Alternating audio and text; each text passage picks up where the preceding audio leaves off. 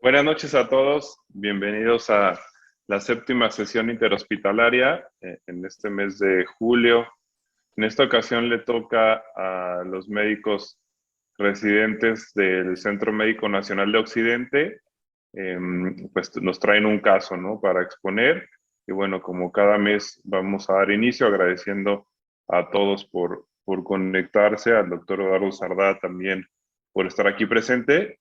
Bueno, sin más preámbulo, pues adelante, doctoras. Vamos a comenzar con el caso que nos traen el día de hoy.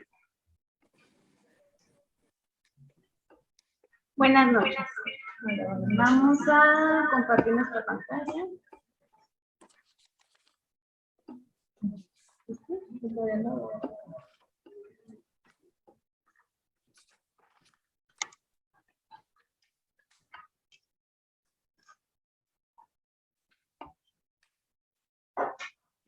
Ok, bueno, pues muchas gracias por la presentación. Mucho gusto, yo soy Ceci Cecil Barajas Navarro, R3 del servicio, y junto con mi compañera Cindy Medina Cabrera, R2, vamos a presentar el Perdón, caso. doctoras, perdón que las interrumpa. Estamos oyendo un ruido un poco molesto que no nos deja escuchar su voz. No sé si tengan algún otro dispositivo conectado para que lo pusieran en silencio. Y otro favor, si pueden poner su presentación en modo de pantalla completa, por favor, porque vemos la diapositiva actual y la siguiente. Vamos a ver.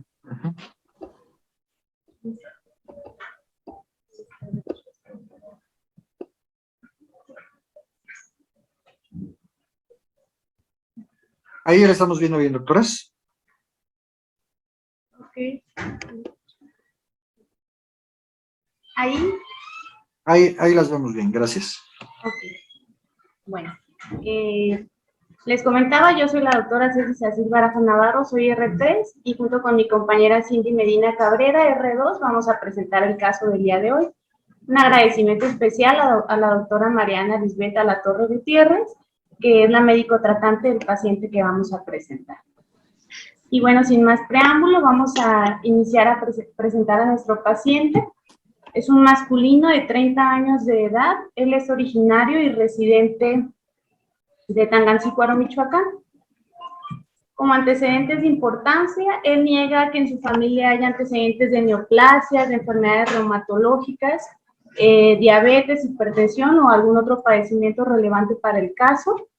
Se dedica al campo, por lo tanto está expuesto a pesticidas. Su casa cuenta con agua potable, luz eléctrica, drenaje. Sí fuma desde los 16 años a razón de 15 cigarros al día, lo cual nos daba en ese entonces un índice tabáquico de 10.5 paquetes año. También toma desde los 16 años de manera ocasional y sin llegar al estado de embriaguez. Niega la exposición a otros tóxicos. Se está viendo como vista de moderador, ¿verdad? Perdón. No, doctora, lo estamos viendo bien. Ok. Ok. Entonces, les comentaba, convive con 3 perros, no convive con gente positiva para tuberculosis. Aparentemente su esquema de vacunación está completo para su edad y sexo y su tipo de sangre 0RH positivo. Él niega antecedentes, enfermedades, nunca lo han operado, nunca se ha fracturado, le han pasado sangre y hasta el momento no era alérgico a medicamentos. Él inició su padecimiento en abril del 2018, prácticamente con cefalea micraniana del lado derecho, era de características pulsátiles, se presentaba 4 veces al día, una duración de 20 a 30 minutos, no tenía factores desencadenantes, atenuantes ni agravantes, no tenía síntomas previos a la cefalea, no estaba acompañado de náuseas, de vómitos, de fotofobia o fonofobia. Además, presentaba otalgia y plenitud óptica del lado derecho. La otalgia era intermitente, se presentaba 3-4 veces al día, 10 minutos de duración, intensidad 3 de 10. Al mes siguiente, bueno, en 2 meses se asociaron otros síntomas, específicamente diplopía, la presencia de otorrea del mismo lado derecha era amarillenta y con escasas estrías sanguinolentas. Además, el paciente refiere una disminución en la capacidad de la percepción de aromas de forma generalizada y bilateral, así como de la sensibilidad en su hemicara derecha. Por estos síntomas, en julio del 2018, acudió con un médico general particular. Él le indicó un antibiótico vía oral no especificado y con este medicamento mejoró prácticamente la sintomatología del oído. Sin embargo, persistió con cefalea y con la diplopía, que era lo que más le molestaba. Por lo tanto, en marzo del siguiente año acudió con un oftalmólogo particular. Él le solicitó una tomografía, una resonancia y por los hallazgos derivó con otros especialistas. Sin embargo, por decisión propia decidió iniciar su protocolo en el instituto. Nosotros lo valoramos aquí en nuestra institución en abril del 2019. Cuando nosotros lo valoramos, esta fue la exploración física, un paciente con una edad aparente que era concordante con la cronológica. El paciente estaba completamente consciente, orientado, cooperador, tranquilo y estaba prácticamente normalizado. A la exploración de oídos, ambos pabellones auriculares se encontraban bien implantados, los conductos auditivos externos permeables, sin otorrea, las membranas timpánicas íntegras, la izquierda ligeramente opaca en comparación con la contralateral, pero los triángulos luminosos estaban presentes, no había zonas de perforación, de retracción, no se visualizaba líquido o tumoraciones transtimpánicas. A la exploración de nariz, pues una laterorriña a la derecha evidente, un dorso recto, punta tóxica, las fosas nasales estaban asimétricas. A la endoscopía nasal, a través de fosa nasal derecha hacia la nasofaringe, identificamos una tumoración redonda, rosada, aparentemente pediculada, que estaba comprometiendo la permeabilidad del torus tubario. Además, vemos la presencia ahí de moco blanquecino hacia la nasofaringe. A través de fosa nasal izquierda, la verdad es que nos fue imposible pasar el lente debido a que el cornete inferior no retrajo lo que nos hubiera querido con el vasoconstrictor, además de la presencia de una deformidad septal a expensas de un espolón que estaba prácticamente incrustado en el cuerpo del cornete inferior ipsilateral. Cavidad oral, las piezas dentales en regular estado de higiene y conservación, no encontramos lesiones ni en la lengua ni en la mucosa. La úvula y el paladar blando se elevaban de manera simétrica, la úvula así elongada, ligeramente pues lateralizada hacia la derecha, la pared faríngea posterior estaba granulosa y con descarga blanquecina posterior.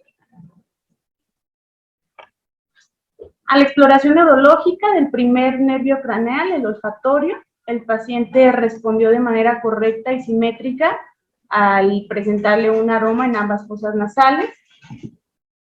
Exploración del tercer, cuarto y sexto nervio craneal, los encontramos a esta exploración alterada, los movimientos oculares a expensas de la alteración en la movilidad del globo ocular derecho hacia afuera. De hecho, ahí viene el momento en el que le pedimos que vea hacia la derecha y el ojo derecho se queda fija la mirada. Los reflejos fotomotor y consensual estaban presentes y simétricos, había isocoria. Lo que sí es que identificamos una ligera ptosis palpebral derecha, la verdad es que no es muy evidente en todas las imágenes, sobre todo en esta es ligera la ptosis. Exploración del quinto nervio craneal, trigémino, hay una fuerza y un buen tono muscular de los músculos de la masticación. Además, el reflejo corneal estaba presente, estaba simétrico, y finalmente, pues, la prueba o el test de pica y toca respondió de manera correcta y simétrica. A la exploración del del séptimo nervio craneal, identificamos los movimientos faciales simétricos, sin alteración.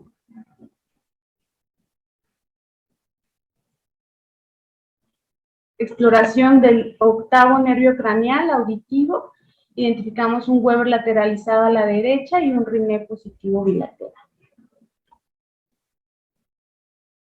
Del noveno y décimo, glosofaringio y vago respectivamente, identificamos que hay una elevación del paladar blando y de la úvula de manera simétrica, tenía un reflejo nauseoso presente, el cual abolimos de manera voluntaria pues para realizar una laringoscopía directa con lente de 70 grados, en el cual exploramos la anatomía laringe. Estaba prácticamente respetada, moquito ahí amarillento entre los aritenoides, pero las luces estaban prácticamente del 100% y las cuerdas vocales estaban móviles. Exploración del onceavo nervio craneal espinal. El paciente encoge los hombros de manera activa y contra resistencia, sin ningún problema, además de que gira el cuello también sin problema. Y por último, el 12º nervio craneal o hipogloso. A la exploración de este nervio identificamos una desviación de la lengua hacia la izquierda cuando la protruye. Voy a repetir el video. Hacia la derecha cuando la protruye. Hay fasciculaciones tanto al reposo como al movimiento y una atrofia evidente de la hemilengua derecha. Retomamos exámenes de laboratorio, prácticamente dentro de la normalidad, a excepción de la hemoglobina, con un resultado de 9.3 gramos sobre decilitro. Y bueno, pues ya comenzando con los estudios de gabinete, iniciamos con una tomografía computarizada contrastada de cráneo, fue la que le solicitó el oftalmólogo en el medio privado, y estas son las laminillas que tenemos disponibles. En estos cortes, son cortes axiales con densidad de tejidos blandos. Identificamos cómo los senos frontales están adecuadamente desarrollados, neumatizados, pero evidentemente lo que llama la atención es en el borde posterior de la órbita, hacia el cono orbitario, cómo hay una densidad a tejidos blandos. Voy a poner mi puntero. Esta densidad similar a tejidos blandos que no visualizamos del lado contralateral, ¿de acuerdo? Que no realza el contraste, igual en este lado. Continuamos avanzando, ya nos permite visualizar celillas esmoidales anteriores, posteriores, que identificamos ahí ligeramente ocupadas de manera bilateral, así como el seno esfenoidal derecho. Y algo que desde un inicio es evidente, pues también es que la mastoide del lado derecho está ocupada. Comenzamos avanzando, aquí ya se empieza a dibujar pues esa deformidad septal que habíamos visto en la endoscopía. Aquí es claro el espolón casi contactante con la pared lateral nasal, pero evidentemente más que el espolón, lo que llama la atención es a este nivel, en la nasofaringe, vemos un claro cambio en la densidad del tejido. Vemos aquí pues un aparente proceso tumoral que se está extendiendo hacia posterior.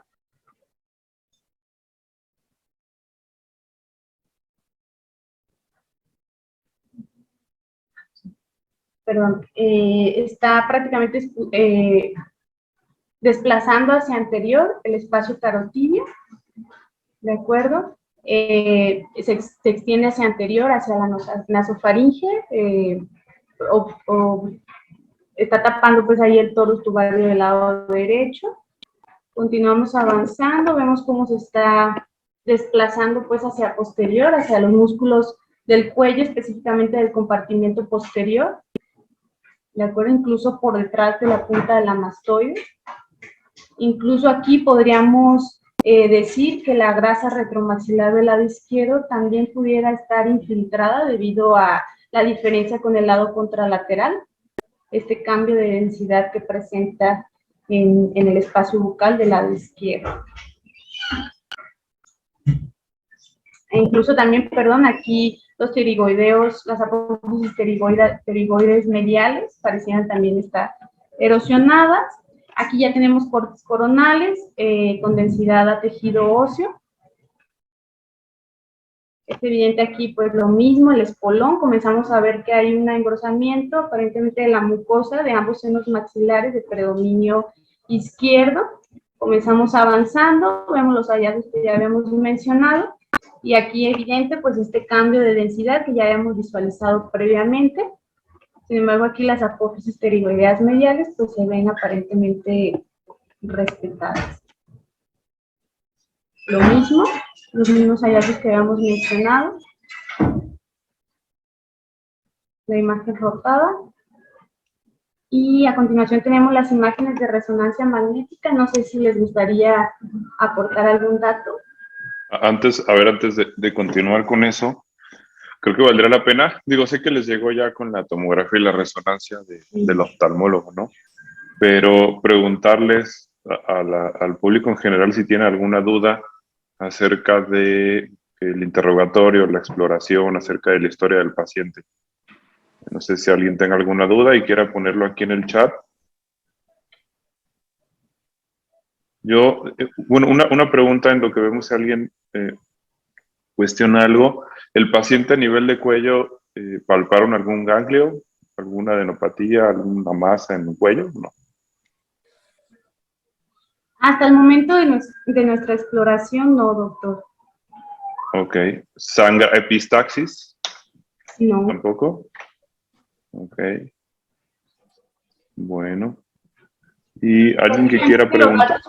Pivote, perdón, era la cefalea y los en un momento la cefalea, la oftalgia, y ya después la diplopía era lo que más le molestaba, evidentemente. Ok.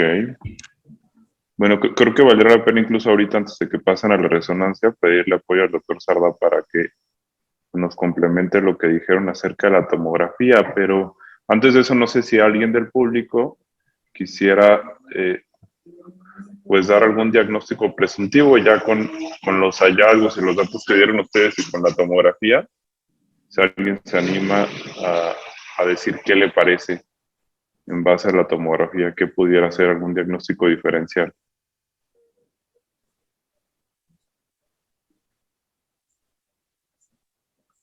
Yo aquí tenemos un paciente joven, ¿no? Con muchos factores de riesgo, uso de fertilizantes, tabaquismo, de pronto hay un poco de alcoholismo, ¿no? También, y una evolución de un proceso ocupativo, pues bastante rápida y agresivo al final de cuentas, ¿no?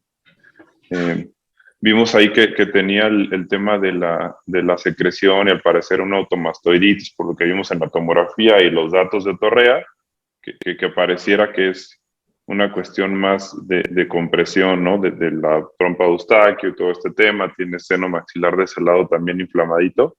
Pero bueno, todo eso parece algo mecánico secundario a este proceso ocupativo. Pero no sé si alguien quiera mencionar algo, será algo que les llame la atención de la tomografía o quieran directo ir a algún diagnóstico diferencial. Digo, no tenemos ahorita a nadie. Ok. Digo, en este caso, obviamente, pues habría que pensar en un carcinoma nasofaringeo, ¿no? Es una de las opciones. Pero, no sé, doctor Sardá, si quiera comentar algo primero acerca de la tomografía antes de que pasen con resonancia magnética. Pues mira, tengo aquí. Fíjate que si me ponen las primeras imágenes, rapidito, les prometo que no los entretengo, pero fíjense cómo estos son cortes un poco más gruesos de lo que originalmente es, entonces dificulta un poco la visión, pero definitivamente está tomado el ápex orbitario. Sí, el ápex orbitario en el lado derecho, lo cual explica algunas cosas de la sintomatología del paciente. Sí, es lo que estaban señalando las doctoras en el ápex. Igual, la mastoides está mal neumatizada en el lado derecho por los cambios que están describiendo. Vamos un poquito abajo, bueno, los siguientes. Sí, y entonces aquí, fíjense que también, no sé si es mi idea o no, lo que pasa es que, les digo, los cortes son un poquito más gruesos, pero no sé si tenga algún poquito de cambios hacia la parte alta de la fosa pterigomaxilar derecha, no lo sé. Igual aquí alcanzo a ver asimetría de los forámenes ovales. El foramen oval, el derecho, está más grande que el izquierdo. Sí, entonces ya tendríamos ápex orbitario, tendríamos el foramen oval, que también se ve un poquito más grande. Lástima, yo aquí no puedo señalar, pero ahí está el foramen oval más grande. ¿Sí? Atrás de donde se ve neumatizado el seno esfenoidal del lado derecho, atrásito, hay una estructura ahí ovoidea, oval, que es el foramen oval. Ese que está arribita del marcador, y ese es el del lado derecho, y el del lado izquierdo está acá en el otro lado, y se fijan, están asimétricos. el foramen oval está grande. Entonces ya estamos ante algo que puede estar tomando fosa pterigomaxilar, que puede estar tomando ápex orbitario y que puede estar tomando un poquito de la tercera rama del trigémino. Entonces ya estamos ahí con un poquito más de cosas, ¿no? ¿Me pasan la que sigue? Sí, acá en estas, fíjense que llama la atención por lo que decía el doctor Alberto Jorge Beto, pues, y para los Pats Beto, sí, fíjense que de que decían de que podría ser el carcinoma escamoso de rinofaringe. Fíjense cómo hay poco bulto. El proceso en la rinofaringe es más bien un poquito difuso. Está difícil decir dónde empieza y dónde termina. Es un proceso más difuso.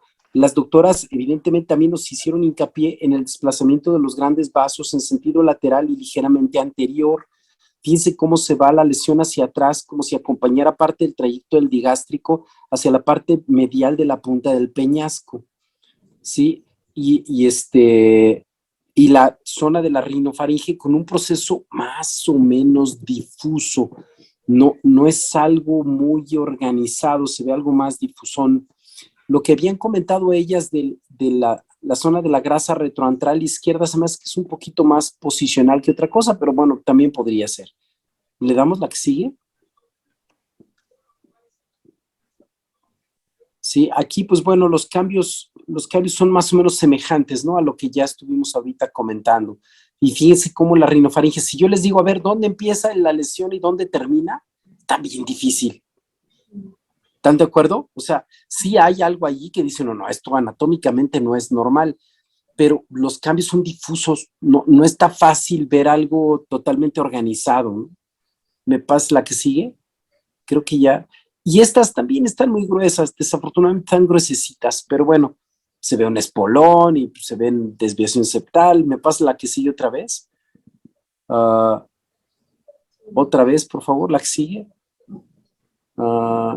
Allí, si se fijan, se ve asimetría en los ápex orbitarios, nada más que también está un poquito chuequita.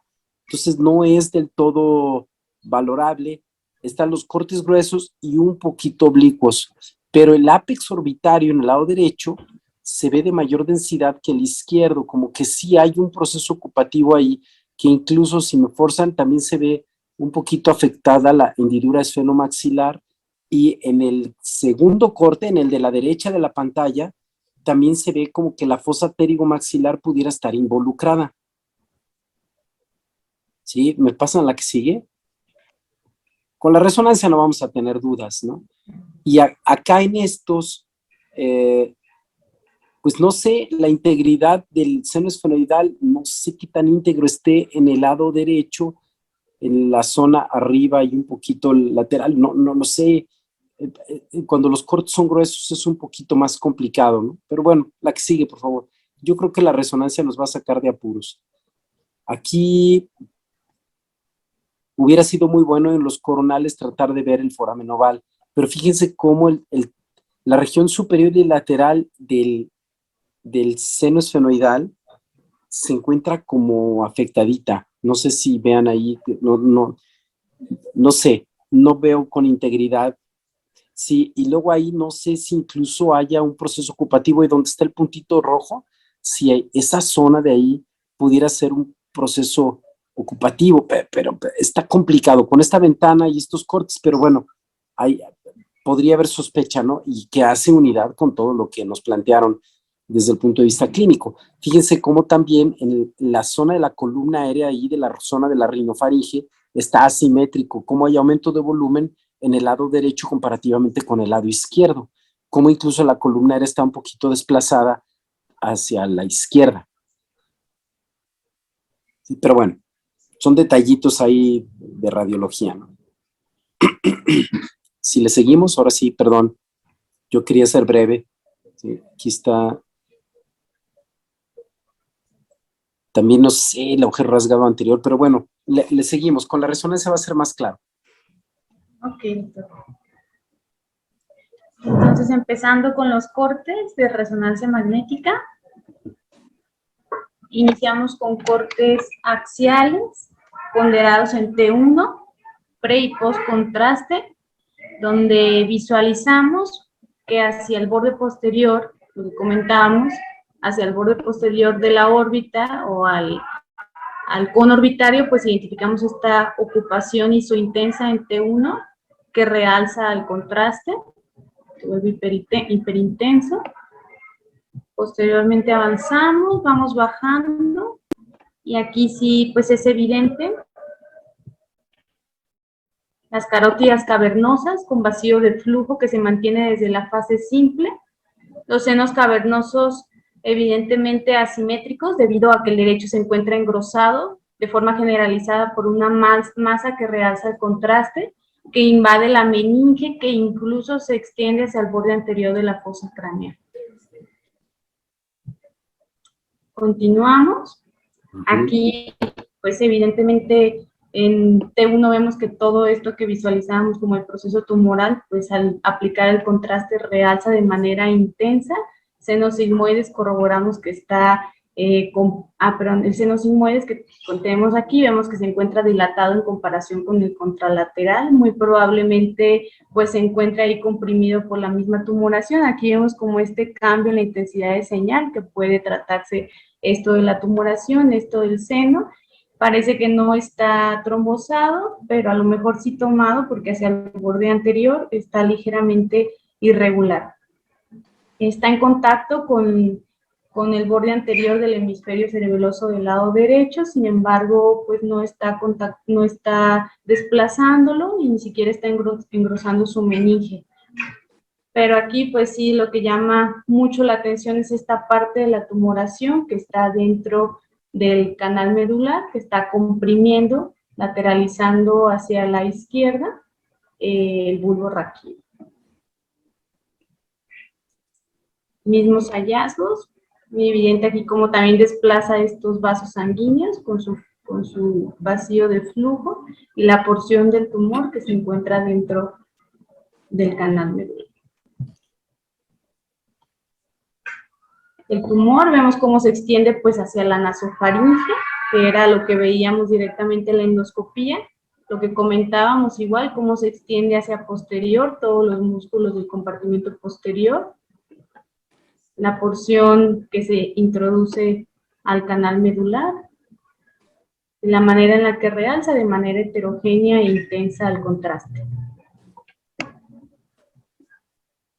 Aquí ya tenemos cortes coronales, igual ponderados en T1, simples y contrastados. Vamos avanzando y visualizamos ya en este punto, prácticamente corroboramos los hallazgos que ya vimos en los cortes axiales, seno cavernoso asimétrico, a expensas de esta infiltración, como realza de manera intensa el contraste, la extensión que tiene hacia la nasofaringe. Y vemos aquí, a lo mejor un dato importante, cómo se extiende esta tumoración hacia la meninge, hacia el borde inferior del lóbulo temporal, que está representado pues como esta hiperintensidad en este corte ya, en esta imagen ponderada en T2 al contraste, a diferencia del lado contralateral donde vemos esta hipointensidad que hace referencia pues al líquido cefalorraquídeo.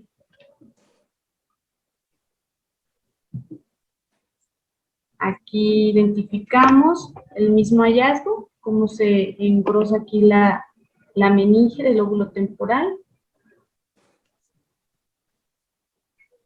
Y aquí ya vamos a empezar a ver directamente la porción del tumor que se mete al canal y cómo comienza a entrar en contacto con la médula y a desplazarlo de manera parcial pues hacia la izquierda. Lo que comentábamos del seno sigmoide, dilatado, no trombosado. Aquí esta imagen, lo mismo que comentamos, en contacto con la médula. Tenemos igual imágenes en T1 sagitales. Y aquí podemos visualizar la extensión que tiene este proceso tumoral. Y aquí pues sí corroboramos este engrosamiento, esta hiperintensidad en el lóbulo, en el borde inferior del lóbulo temporal. Parece que el cerebelo está pues respetado, la tienda del cerebelo. y es más solamente el contacto que tiene. Continuamos avanzando y aquí con esta imagen podemos visualizar esa duda que teníamos acerca de si el tumor está infiltrando el espacio retromaxilar. Ajá. Bien, gracias. En sesión interhospitalaria. En esta imagen, pues, visualizamos justamente cómo el tumor se encuentra dentro del canal. Como aquí es una imagen prácticamente hipointensa que al aplicar el contraste realza de manera importante al contraste. Mismos hallazgos.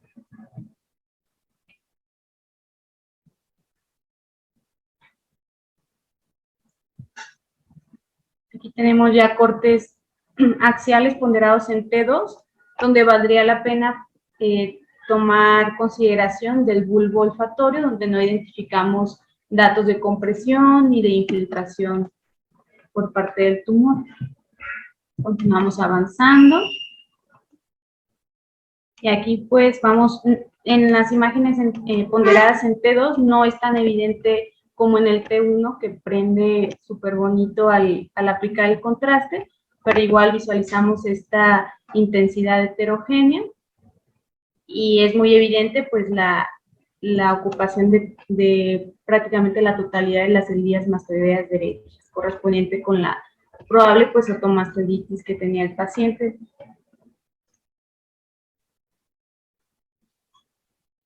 Aquí tenemos ya cortes coronales ponderados en T2, que básicamente pues volvemos a corroborar los hallazgos que ya habíamos mencionado.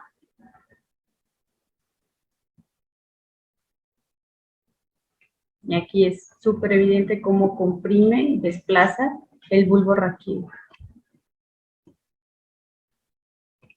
Lo que comentábamos del seno sigmoides, dilatado, comprimido por la tumoración. Hacia el posterior parece que no hay infiltración. Aquí tenemos unos cortes sagitales en secuencia FLE, donde pues básicamente es evidente la ocupación de las células mastoideas.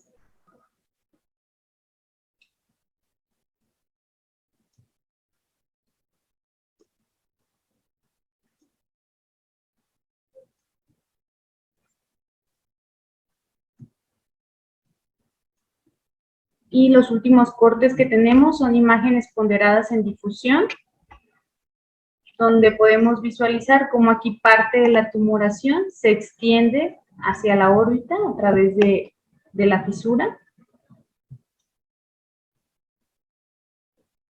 Y pues a través de estas imágenes corroboramos que la tumoración restringe la difusión, que se extiende desde nasofaringe hasta el cerebelo.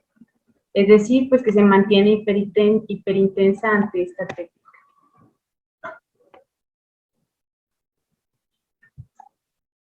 No sé si tengan algún comentario, doctores. Bueno, yo De creo hecho, que... sí. Diga, doctor. No, sí, dime, ahora sí que me espero. No, realmente, bueno, iba a preguntar al auditorio si alguien tiene, ya con la resonancia, alguna idea de qué se podría tratar, algún diagnóstico diferencial, alguien que quiera opinar del público.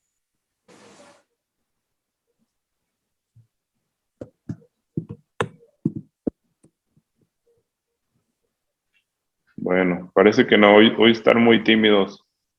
Sí, hombre. Pero bueno, mira, a mí me gustaría, así en forma un poquito como de resumen, si quieren ni siquiera regresen a las imágenes, pero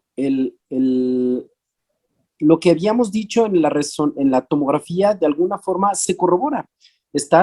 De eso no nos hablaron, pero está tomada la fosa pterigomaxilar, está tomado el ápex orbitario, tiene diseminación, podríamos decir, neurotrópica. Está tomada la primera rama, la tercera rama y muy probablemente la segunda rama del trigémino. Está tomado el hipogloso. El canal del hipogloso está infiltrado. Donde se veía la lesión que hicieron mucho hincapié, ahí junto al tallo, se va por el canal del hipogloso.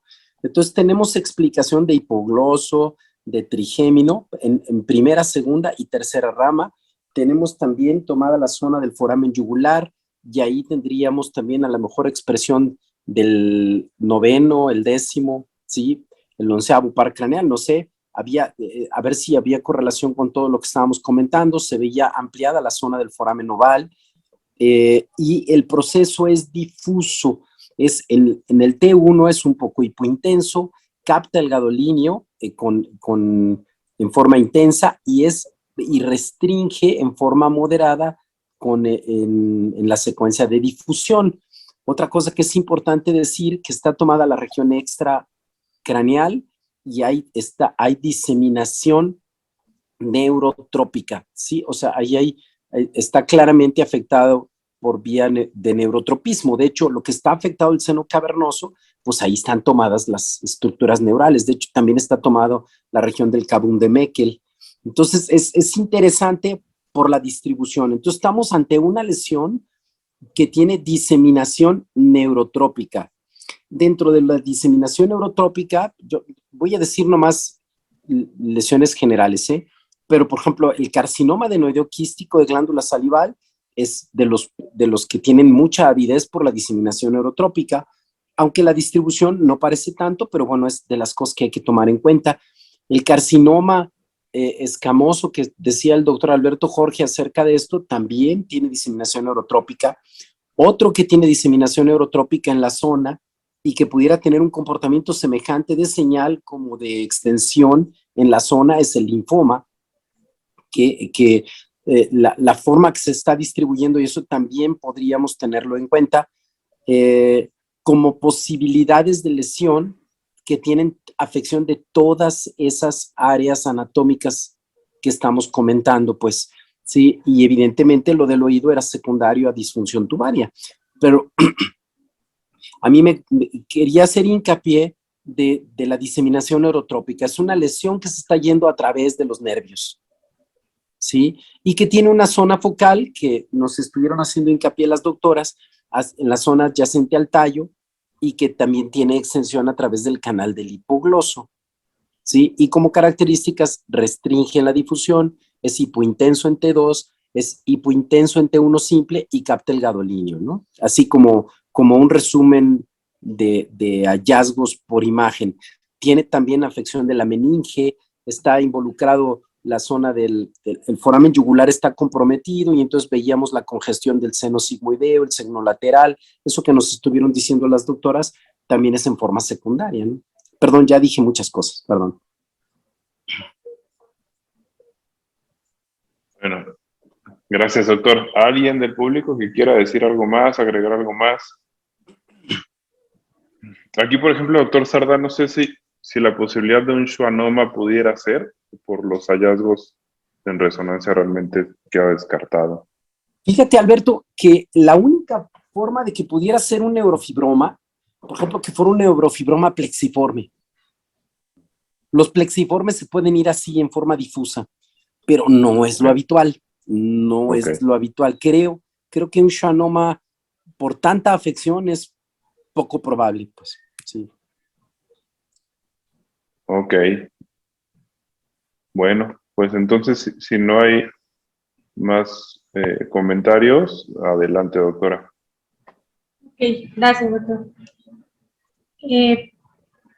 Bueno, continuando, por las características clínicas e imagenológicas que presentaba el paciente, se decidió como abordaje diagnóstico una toma de biopsia incisional de la tumoración que habíamos visualizado en la endoscopía. Ese se realizó el 3 de mayo y el resultado histopatológico prácticamente arrojó un carcinoma adenoideo quístico con un patrón sólido del 60% y cribiforme en el 40%. Desafortunadamente, el final del paciente pues, fue fatal.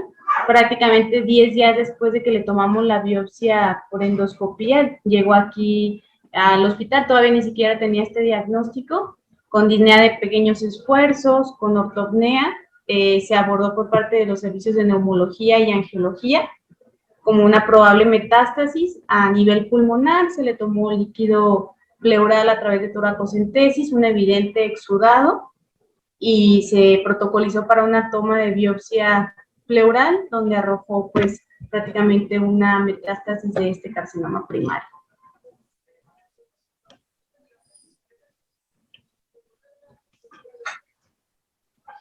Buenas noches. ¿Alguna duda o comentario antes de pasar a la revisión de la literatura del caso?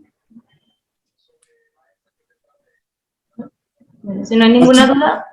Yo aquí lo único que les diría es, fíjate cómo, sin ser la imagen más característica, por el hecho del neurotropismo, sugerimos el adenoideo quístico, ¿no?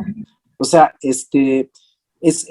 yo más que otra cosa, lo que iba con esto es la importancia de ver ese comportamiento, pues, o sea, es sacarle un poquito más de jugo a la lesión. Y dice uno, no, ¿sabes qué?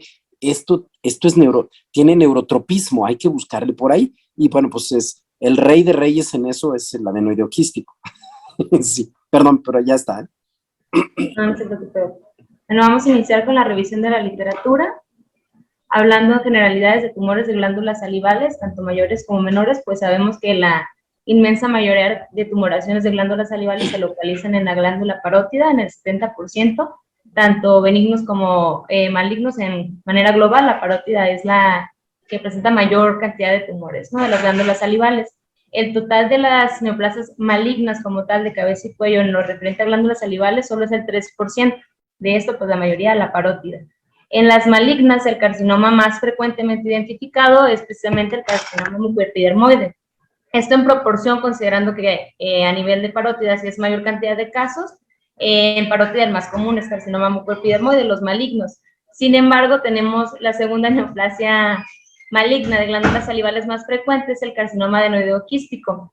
Existe una excepción cuando tratamos de glándulas salivales menores a nivel de nariz y senos paranasales, donde las incidencias nos dicen que el más frecuente es el adenocarcinoma simplemente. Las etiologías de las diferentes neoplasias de glándulas salivales pues no están 100% identificadas, a excepción de algunos casos aislados. Hay teorías que nos intentan explicar el porqué de las neoplasias, sobre todo la teoría de las células madres bicelulares, que es la más aceptada, que básicamente nos dice que las células intercaladas ductales, las células excretoras, tienen la particularidad de ser pluripotenciales y pues diferenciarse en cualquier tipo histológico.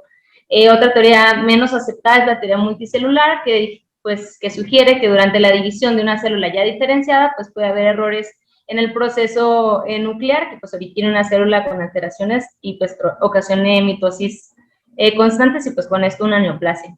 En cuanto a la radioterapia, se ha identificado como un factor importante para las neoplasias tanto benignas como malignas en glándulas salivales. El carcinoma adenoideo quístico no es el más asociado a la radioterapia, de hecho el carcinoma, la neoplasia maligna más asociada a radioterapia de las glándulas salivales es el mucoepidermoide, pero pues no está exento de. Es importante también resaltar que la incidencia o el periodo de latencia, mejor dicho, entre la exposición a la radioterapia y la presentación de una neoplasia pues puede ser bastante variable. Desde 11 años en los malignos hasta 21 o 22 años en los benignos. Entonces siempre es un factor importante a interrogar en nuestra historia clínica. Ciertos factores como el tabaquismo, ya sabemos que está identificado que se asocia a tumores benignos, sobre todo el tumor de Warthin, pero en el carcinoma adenoideo quístico no está tan identificado como un factor de riesgo. Tenemos también ciertas alteraciones genéticas, particularmente en el caso de este tipo de neoplasias, del adenoideo quístico, es la translocación T69, que nos genera esta mutación en el gen MIP, NFIB.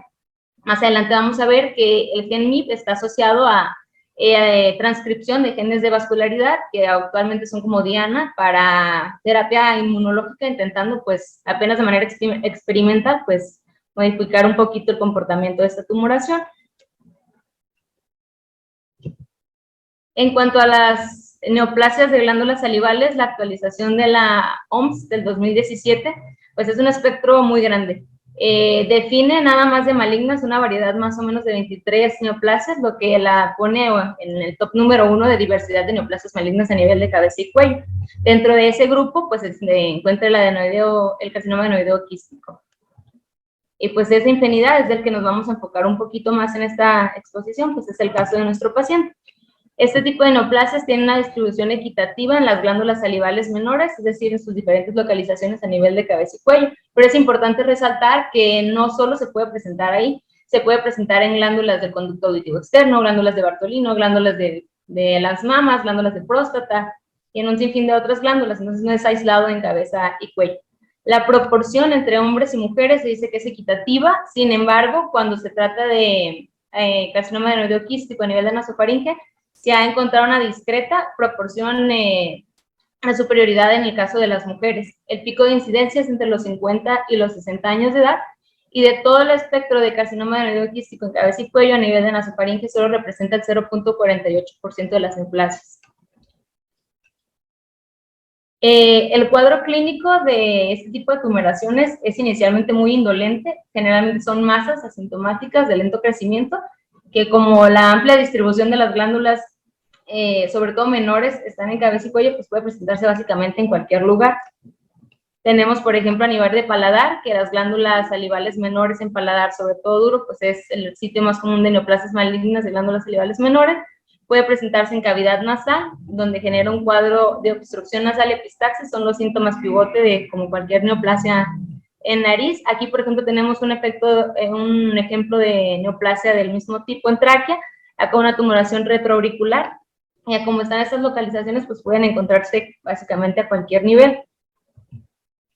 En cuanto a la afectación nerviosa, es importante, como lo resaltaba el doctor, si esta neoplasia se extiende hacia el espacio parafaringeo, pues puede producir otros síntomas distintos del simple hecho de tener una masa o tumoración en crecimiento, como es la voz en papa caliente, el trismus, incluso apnea obstructiva del sueño o disnea, disfagia y plenitud óptica, como pues sea el caso del paciente por el efecto de masa a nivel de la trompa de Eustaquio.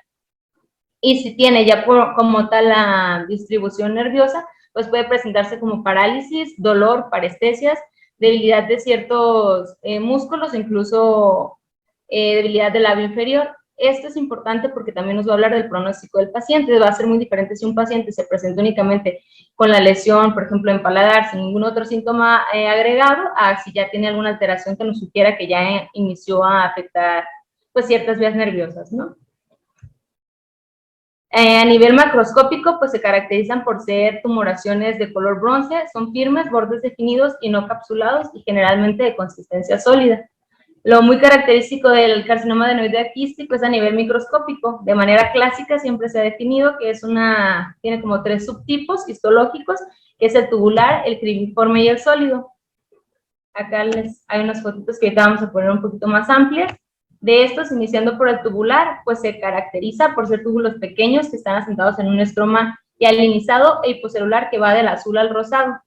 Este tipo es el más diferenciado, es decir, que se parece más al tejido normal de una glándula salival, sin embargo, no es el más común, pero pues sí es de los que tienen un poco mejor pronóstico. El segundo tipo que vamos a mencionar es el tipo sólido, que es sin lugar a dudas el más agresivo, por ser el menos diferenciado y caracterizarse por tener una actividad mitótica positiva intensa. En este los lóbulos son redondeados, redondeados en cuanto a las células tumorales como conglomerados, con escasas estructuras glandulares residuales, es decir, que todo el tejido básicamente está infiltrado por masas de células tumorales y no hay una estructura definida. El tercer tipo, que es en sí el tipo más común, a pesar de que tiene una diferenciación glandular intermedia, es el cribiforme. Aquí las células se organizan en nidos alrededor de estructuras que son muy similares a la glándula normal, con paz positivo en su interior. Por esta característica de estar como dejando huecos de este material paz positivo, es que se dice que tiene un aspecto histológico de queso suizo.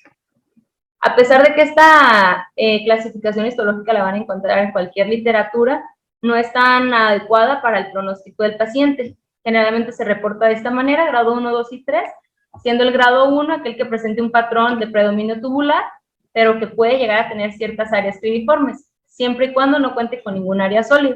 Tenemos el grado 2, que va a encontrarse con un patrón cribiforme, con mínimas áreas tubulares, pero es importante resaltar que pues, las áreas sólidas van a ser menor al 30%. Y el grado 3, en realidad no nos interesa qué tipo de tubular cribiforme haya, pero siempre que haya una cantidad de área sólida mayor al 30%, va a pasar a ser un grado 3, y obviamente el pronóstico es muchísimo más sombrío para el paciente. Si recordamos, nuestro paciente pues tenía 60% de patrón sólido, 40% cribiforme, entonces pues desde ahí podíamos empezar a darnos una idea. Un punto clave que está definido sobre el carcinoma adenoideo quístico es que efectivamente tiene una invasión perineural bastante importante. Se dice que cuando se hace el diagnóstico, aproximadamente 70-75% de los pacientes ya van a presentar cierta invasión, y pues esto se va a ver asociado a un peor pronóstico y a una recurrencia tumoral.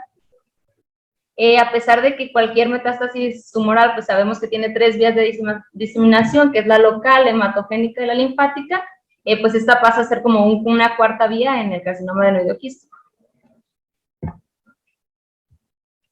Esta es básicamente una imagen que representa el mecanismo a grandes rasgos, que es que los nervios, en cuanto a sus 3 capas, pues pueden estar rodeados de estas células tumorales que van a estar liberando ciertos exosomas que contienen a la vez, pues, proteínas y demás sustancias que van a como a liberar o hacer más laxas las uniones de la célula, va a permitir que ingresen cierta cantidad de células tumorales a las diferentes capas del nervio, y pues con esto la infiltración nerviosa y que propicie que pues transcurra el trayecto del nervio. Nada más a partir de que contamos 33% de células tumorales en cualquier nervio, pues ya podemos estar hablando de que es una invasión perineural.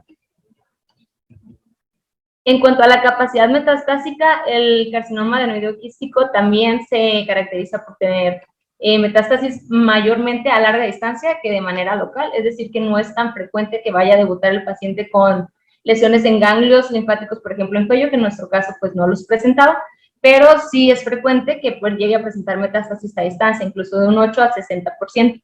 El tiempo en que se presenten un promedio es más o menos los 5 años, y a pesar de que la invasión perineural es muy característica, obviamente la metástasis a distancia va a ser por vía hematogénica. De los 3 subtipos que les mencioné, de los que invaden localmente a nivel ganglionar, el más frecuente pues va a ser el sólido. Los diferentes órganos a los que son capaces pues de alcanzar el carcinoma adenoideo quístico a distancia, el más frecuente sin lugar a dudas es el pulmón y pleura, representando un 70%. Sin embargo, tenemos en segundo lugar a las metástasis óseas y en tercer lugar las de hígado, siendo las de óseas, las que tienen peor pronóstico dentro de las metástasis. Este artículo de aquí explicaba o intentaba explicar cuál es como que la vía de diseminación de un carcinoma adenoideo quístico a nivel de nasofaringe, proponiendo básicamente 2 vías, siendo principalmente la de los músculos pterigoideos la más importante acorde al censo que ellos tenían, ¿no? Que es a través de la cavidad nasal, pasando para el espacio parafaringio, posteriormente el nervio trigémino, el foramen oval, y pues de ahí en adelante, o bien siguiendo la misma ruta de cavidad nasal, espacio parafaringio, a través de los músculos pterigoideos y de ahí en adelante, siendo esta última en teoría más frecuente. Es importante resaltar que a diferencia de las tumoraciones de glándulas salivales mayores, las tumoraciones de glándulas salivales menores no se van a clasificar o estadificar acorde como tal a la glándula, sino al sitio en el que se localiza. Entonces, la clasificación de TNM que les pongo es la tumoración de nasofaringe, donde podemos definir que un T1 va a ser una tumoración, perdón, ¿no se ve la imagen? Ahí está, perdón. Es una tumoración que va a alcanzar la cavidad nasal sin involucrar todavía el espacio parafaringio. El T2 va a ser una tumoración que alcanza el espacio parafaringio y los músculos o los tejidos blandos adyacentes. En T3 va a ser cuando ya alcance la cavidad de los senos paranasales o incluso la base de cráneo. Y T4 ya que tengamos que hay afectación nerviosa, afectación orbitaria, afectación de hipofaringe y en cuanto a la clasificación de los ganglios va a ser N1, N2 y N3, siendo N1 cuando sean menores de 6 centímetros y cervicales unilaterales, siempre por arriba del cricoides. N2 cuando sean igual menor a 6 centímetros, bilaterales y por arriba del cricoides, y N3 siempre que sean mayor a 6 centímetros y que se encuentren por debajo del cricoides. Y pues la metástasis M1, M0, si hay o no metástasis a distancia de los sitios pues que ya les mencioné, que suelen ser los más frecuentes en diseminación a distancia de esta neoplasia maligna. En cuanto al diagnóstico, como cualquier proceso tumoral o en realidad como abordaje de cualquier paciente, siempre hay que iniciarse con la historia clínica, preguntando o interrogando por factores de riesgo, el tiempo de evolución y la sintomatología, complementarlo con una exploración física completa que incluya la totalidad de cabeza y cuello. Si no es identificable ninguna neoplasia en la exploración habitual de rinoscopía y cavidad oral, pues siempre intentar hacer endoscopías que nos intenten explicar o justificar la sintomatología del paciente.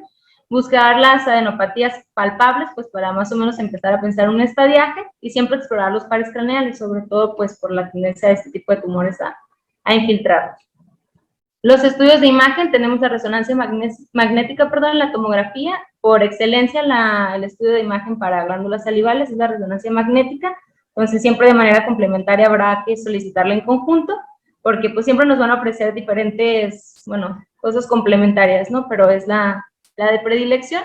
Nos podemos apoyar de VAC cuando se encuentren glándulas que son accesibles, ya sea parótida, submandibular y demás, aunque la especificidad y la sensibilidad pueden variar.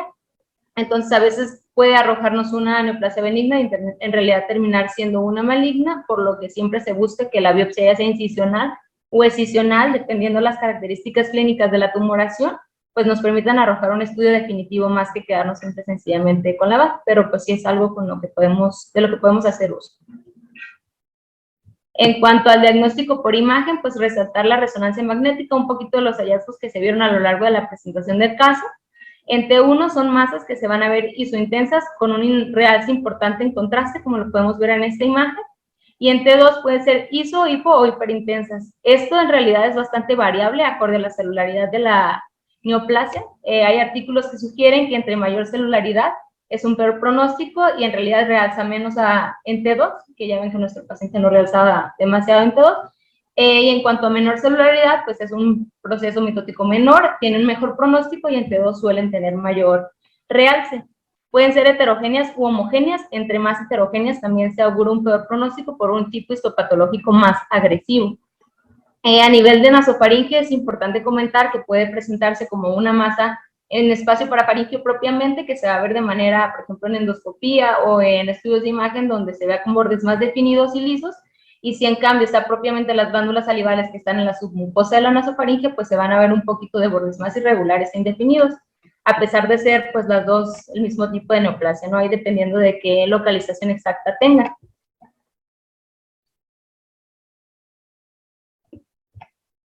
En cuanto a la tomografía, lo que nos va a aportar de mayor característica, como en cualquier otro tumor, pues es la afectación que llegue a tener a nivel óseo.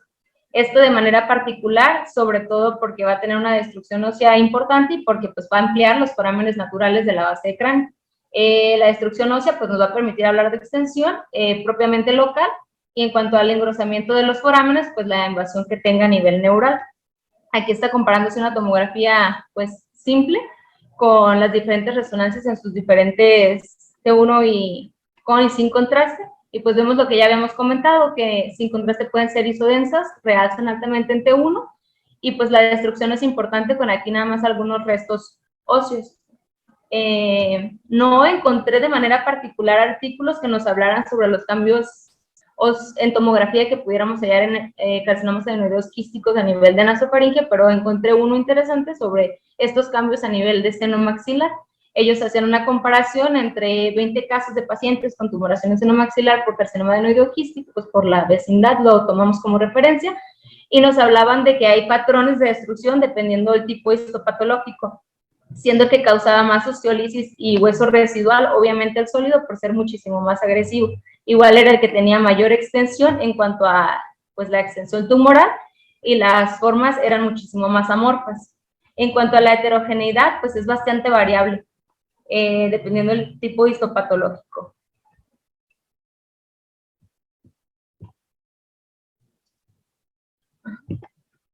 En cuanto a la supervivencia o el pronóstico, la verdad no es muy bueno. Se dice que tiene una supervivencia 10 años, de 47 a 74%, y que esto pues se puede ver afectado por un sinfín de pues, componentes, ¿no? En cuanto a los aspectos clínicos, es importante comentar siempre el tamaño del tumor, es decir, el estadiaje en el que se encuentra en el momento del diagnóstico.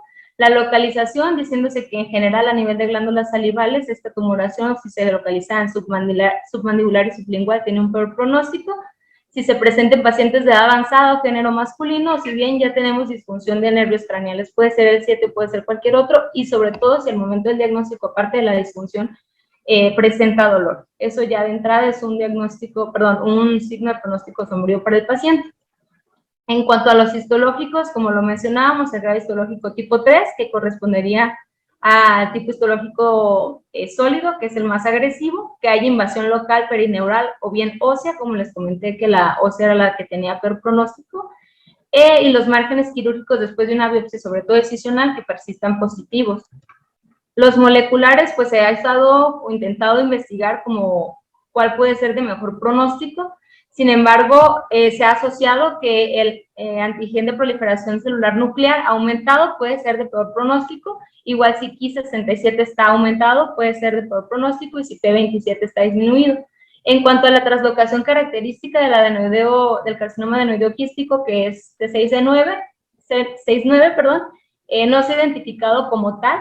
Si es de mejor o peor pronóstico, lo único que sabemos es que se presenta más o menos en el 50% de los pacientes y que está en investigación como una diana inmunológica para esta tumoración. El manejo básico inicial, por así decirlo, es el quirúrgico, ya sea como una biopsia excisional, si la tumoración lo permite, y pues si no incisional, para dar un diagnóstico definitivo. Pero en los pacientes que tengan ciertos criterios de irresecabilidad, ahorita les voy a poner una tablita, pues siempre de manera adyuvante vamos a unirlo a la radioterapia. No está comprobado ni especificado dosis como tal en el momento de iniciarlo, pero pues es un intento de evitar la progresión de la neoplasia. Y como una terapia paliativa tendríamos la quimioterapia o bien los agentes inmunológicos. La quimioterapia, las que están como que más aceptadas, es el uso de platinos, ya sea cisplatino, carboplatino, gemcitabina también y paclitaxel. No hay resultados muy prometedores, por eso es que se considera nada más tratamiento paliativo.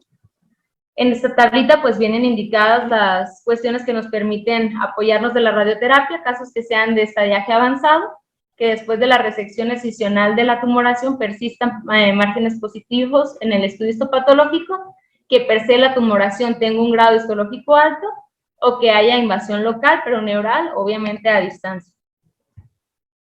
Y en cuanto a los estudios que están, pues ahorita en investigación todavía, tenemos todos estos agentes inmunológicos.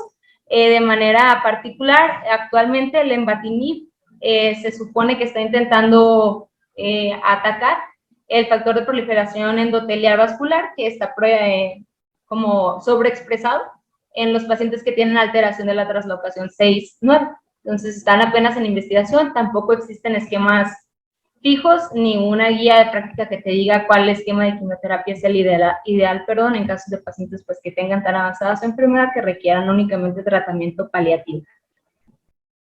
Y es todo. ¿Algún comentario que gusten hacer?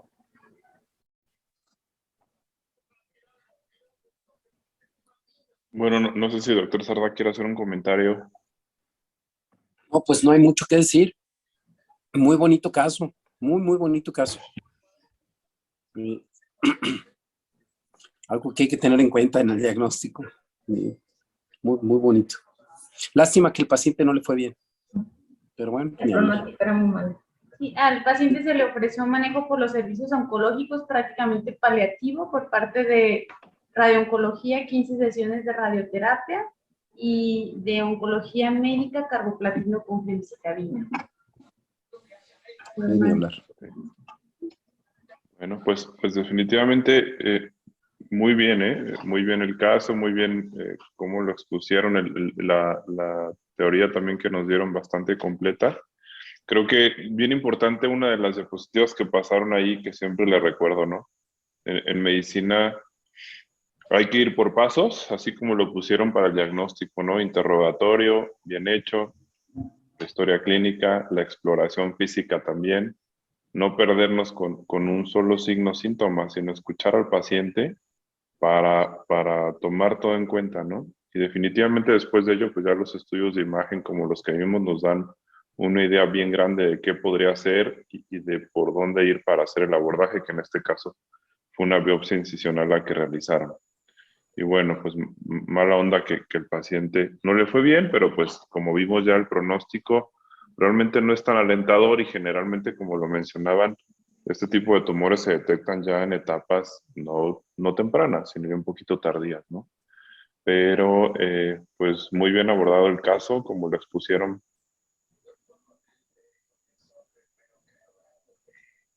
Muchas gracias, doctores. Muchas gracias. Y gracias y que descansen. Felicidades. Gracias, Igualmente, doctor. Igualmente. gracias.